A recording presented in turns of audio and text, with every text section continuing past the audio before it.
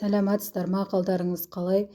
Бүгін біз кешкі асқа жаңа сойылған жылқының етінен қуырдақ жасаймыз. Қызып тұрған табамызға етімізді салып, жақсылап қуырып аламыз. Жұмсақ болғанынша қып-қызыл қылып қуырамыз. Қуырып болғаннан кейін үстіне өкпені салып, оны да бір 10-15 минуттай қуырып аламыз. Осылай өкпені, жүрек, талақты бәрін салып қуырып алғаннан кейін үстіне жуамызды салып, оны да бір 5-10 минуттай қуырып аламыз, барлығы жұмсарғанынша.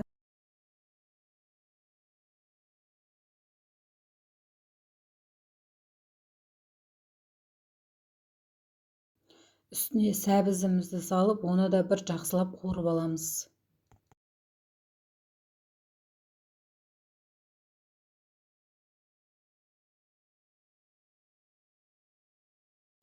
Мен үстіне тұз, лабыр жапырағын, азғантай бұрыш қостым, қара бұрыш,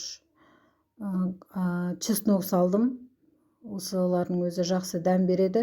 Өздеріңіздің қалауларыңыз бойынша үйде көп дәмдеуіштерді қоссаңыздар болады.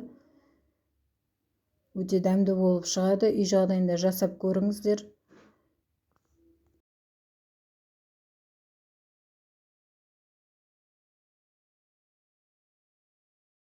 Осылай барлығын қуырып болғаннан кейін үстіне картошканы салып, үстіне су құйып, кішкене бір 10-15 минуттай бұқтырып қоямыз.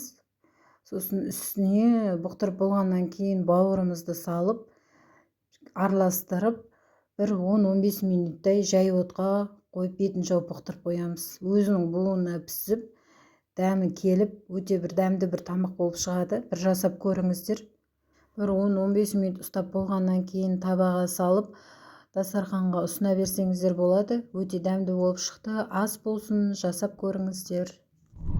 Менің каналыма тіркеліп, лайк басып, комментарий жазып қойыңыздар.